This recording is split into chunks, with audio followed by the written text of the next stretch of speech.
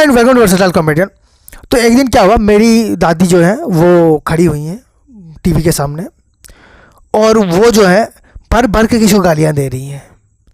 तो मैंने ऐसे देखा और मैं क्या देख रहा हूँ, वो सीरियल चल रहा है उधर। मैं कहा दादी क्या हो गया? कहता है अरे ये औरत जो है अपनी बहू को चैन से रहने नहीं दे रही है और इसका पति इसको समझ नहीं पा रहा है, ये सही है। मैंने कहा अरे शांत हो जाओ यार,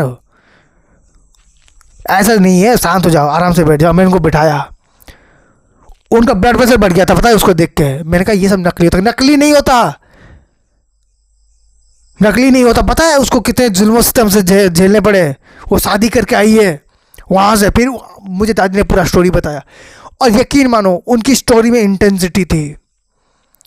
मतलब अगर किसी ने, मैंने देखा नहीं होता ना कि आंटी ने, मतलब वो दादी ने सीरियल देख रही थी, मुझे लगता कि भाई कोई तो बात है। मतलब इसमें क्या था कि मुझे दादी को बता देना चाहिए था कि दादी ये रियल नहीं है, ये फेक है और आपने जो देखा वो सिर्फ एक्टिंग थी। दादी इतनी सीरियस थी मैं बता नहीं पाया। मेरे हिसाब से यार रहने देते हैं यार, मतलब ये बहुत ज़्यादा सीरियस।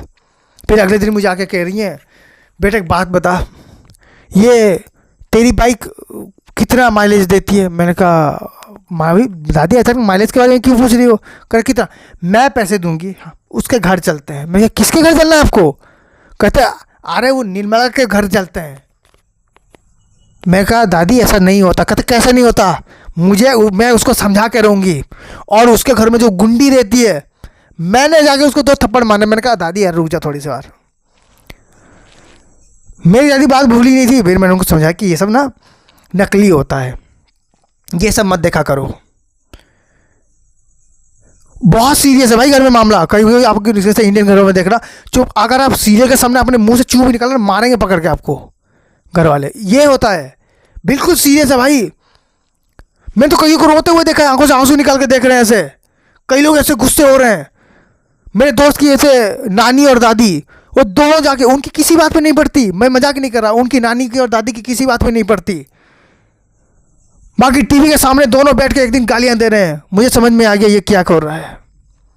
मैंने कहा कि ये वही है ना, उनको भी रियलिटी, हाँ वो बोल रहा है कि रियलिटी हिट हो रही है इनको, जो कि नकली है। मैंने अपनी दादी को ऐसे WWE दिखाया। मैंने बोला दादी ये आप देख लो, ये सही है। फिर कुछ टाइम गया, मैं आया, मैंने बोला दादी कैसा लगा फाइट? मतलब इतने सालों तक मुझे पता नहीं था कि WWE जो है नकली है। मेरी दादी बोलती ये नकली है बेटा। मैं कहा ये नकली है दादी, सीरियल कौन से असली थे? वो भी नकली हैं।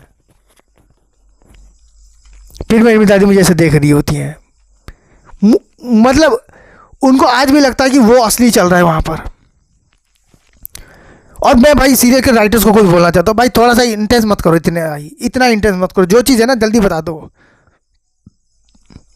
मतलब मेरे एक दोस्त की दादी है, वो बीमार पड़ी हुई थी।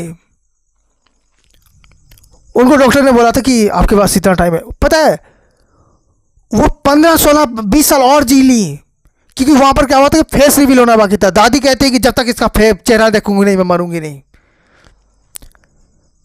उनकी नई नवेली बहू का चेहरा ऐसे घूंघट से दिखा, मतलब प्लास्टिक सर्जरी से दिखाते 15-20 साल चले गए। वो 15-20 साल टिक गई। और ऐसा होता है reaction. So thank you so much for watching this video. Like and please like and subscribe and enjoy.